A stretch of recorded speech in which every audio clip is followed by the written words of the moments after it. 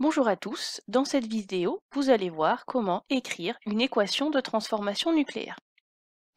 Commençons tout d'abord par la formation du carbone 14. C'est la réaction que vous avez vue dans l'activité précédente sur les isotopes. Eh bien, pour écrire une réaction nucléaire, c'est un peu comme une réaction chimique. On écrit à gauche les réactifs, ensuite une flèche, et à droite les produits. Donc on va faire pareil ici pour la réaction de formation du carbone 14. Alors, qu'est-ce qu'on regarde? On a l'azote 14. L'azote, son numéro atomique c'est 7. Je vous rappelle que vous pouvez trouver les numéros atomiques dans la classification périodique. Et comme c'est l'azote 14, ça veut dire qu'il a 7 nucléons. Donc azote, 7 protons, et l'azote 14, donc 14 nucléons. Qu'est-ce qui arrive sur l'azote 14? Un neutron. Donc plus un neutron. Alors le neutron, symbole N. En bas, c'est le nombre de charges. Est-ce que le neutron est chargé? Non, donc 0. En haut, bien sûr, le nombre de nucléons. Dans un neutron, c'est un nucléon, donc on mettra 1 pour le nombre de nucléons. Qu'est-ce que ça va me donner? Ça me donne du carbone 14. Donc c'est le carbone, il a 6 protons, donc 6 charges plus, donc 6 en bas. Et comme c'est le carbone 14, c'est 14 nucléons. Et on voit ici une petite boule rouge qui s'en va. Cette boule rouge, c'est un proton. Proton, symbole P. C'est une charge plus, donc 1 ici pour le nombre de charges. Et combien de nucléons dans le proton? 1, puisqu'un proton, c'est un nucléon. Voilà l'écriture d'une réaction nucléaire. Maintenant, quelles sont les règles? Regardons les nombres de nucléons tout d'abord. Commençons par le nombre total de nucléons dans les réactifs.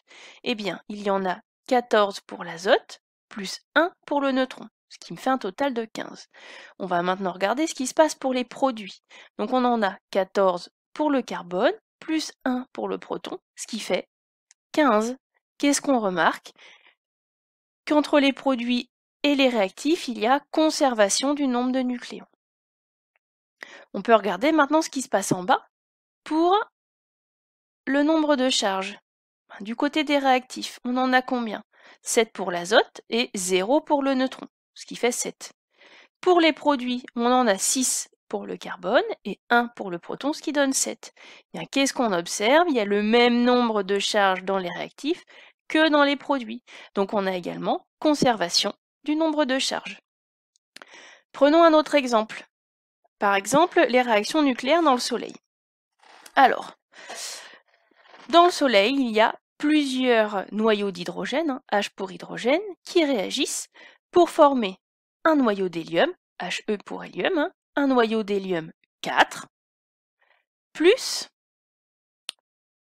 2 E. Alors, E ici de positons. C'est l'antiparticule de l'électron. Si vous vous souvenez, un électron est chargé négativement, et son antiparticule est chargé positivement. C'est pour ça que vous avez un 1 ici. Et puis un positon, ce n'est pas un nucléon, donc 0 pour le nombre de nucléons. Mais ça, c'est typiquement l'exemple que vous allez devoir savoir faire. On vous donne l'équation, mais on ne vous dit pas combien de noyaux d'hydrogène vont réagir ensemble. Alors comment on va trouver ce nombre x? On va appliquer les deux lois précédentes. Donc la première, on regardait le nombre de nucléons. Là, on a x fois 1, qui doit être égal à 4 plus 2 fois 0.